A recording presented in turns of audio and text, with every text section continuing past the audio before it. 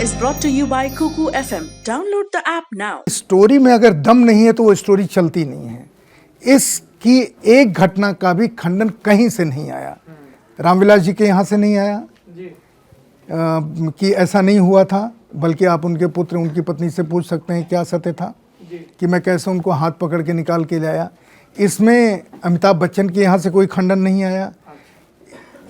ये इस तक का खंडन नहीं आया कि राजीव जी उनसे कहते थे कि मेरे अंगने में तुम्हारा क्या नाम है, तुम ये तो हमको बड़ा लगा कि वो राष्ट्रपति आए हैं और किसी दूसरे देश के और प्रधानमंत्री कह रहे हैं अपने सांसद मित्र से कि हाँ भाई नाच के दिखाओ। नहीं, उनको बताया ये बहुत बड़े कलाकार हैं और अमित तुम मेरे अंगने में तुम्हारा क्या काम है, इसके ऊपर डांस करके दिखाओ।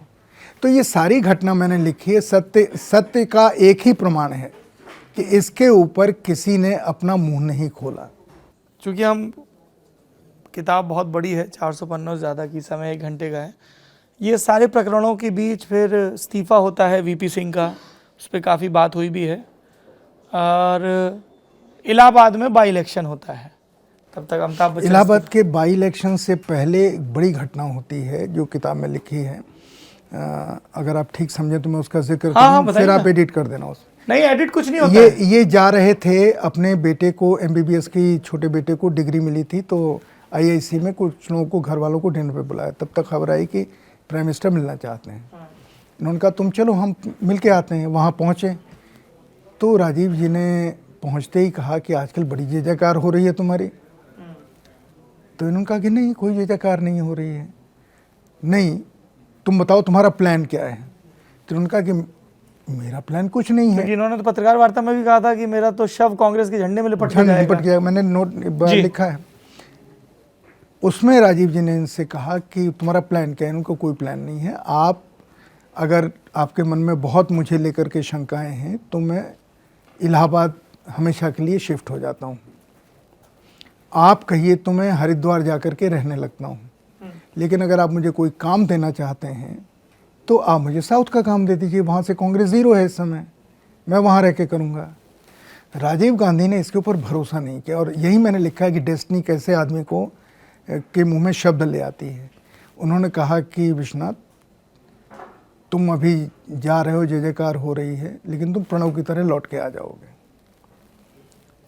तो वीपी सिंह ने कहा कि अगर ये आपका चैलेंज है तो मैं एक्सेप्ट करता हूँ। काश राजीव गांधी ने वो नहीं कहा होता। कई प्रसंग मैंने इसमें लिखे हैं कि राजीव गांधी ने अगर ये नहीं किया होता तो वो आज हमारे बीच में जीवित होते। लेकिन वो जो मौका था कि वीपी सिंह ईमानदारी से जा रहे थे, उन्होंने अपने घर वालों को कह दिया था। उनकी पत्नी है अभी हमारे बीच में, वीपी सिंह जी, सीता देवी जी, उनसे पूछ लीजिए। उन्होंने कहा कि इन्होंने हमसे कह दिया था कि सामान बांधो, 1 महीने के भीतर हम लोग इलाहाबाद शिफ्ट हो जाएंगे यहाँ छोड़ करके। तो हम लोगों ने कहा ठीक है, इलाहाबाद में घर अपना वहीं रहेंगे, खेत हैं। अगर राजीव गांधी ये नहीं करते, और ये किसी को नहीं पता है कि उस आखिरी दिन क्या बातचीत हुई जहाँ से वीपी सिंह ने उस चैलेंज को एक्सेप्ट किया। तो उनसे कहा कि तुम 3 महीने नहीं सस्टेन कर पाओगे। वीपी सिंह का अगर मैं 3 महीने सस्टेन कर गया तो फिर मैं रुकूंगा नहीं। और वहाँ से वीपी सिंह का पूरा चरित्र बदल जाता है। फिर वो पूरी सियासत में कैसे क्या।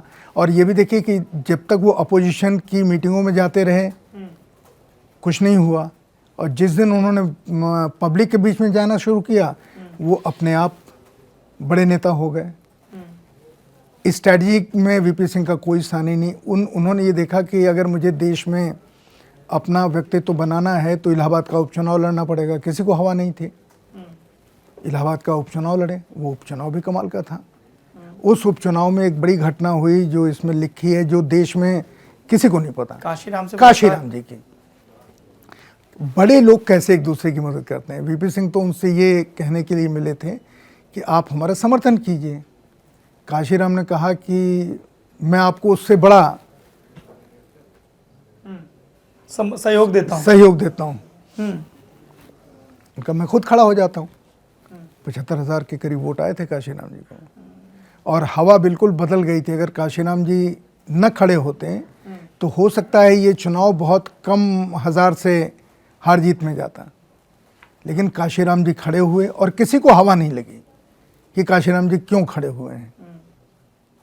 उन्होंने मायावती जी को भी नहीं बताया उन्होंने किसी को नहीं बताया और एक फैसला ले लिया और उसके ऊपर चल। देखिए बड़े जब देखते हैं उन लोगों के बारे में, आज का ज़माना हो तो हर आदमी कहता है कि अरे वीपी सिंह ने मुझे बुलाया मिलने के लिए, टीवी चैनलों को, प्रेस वालों को लीक करता खबरें। उस ज़माने के लोग ऐसे नहीं थे।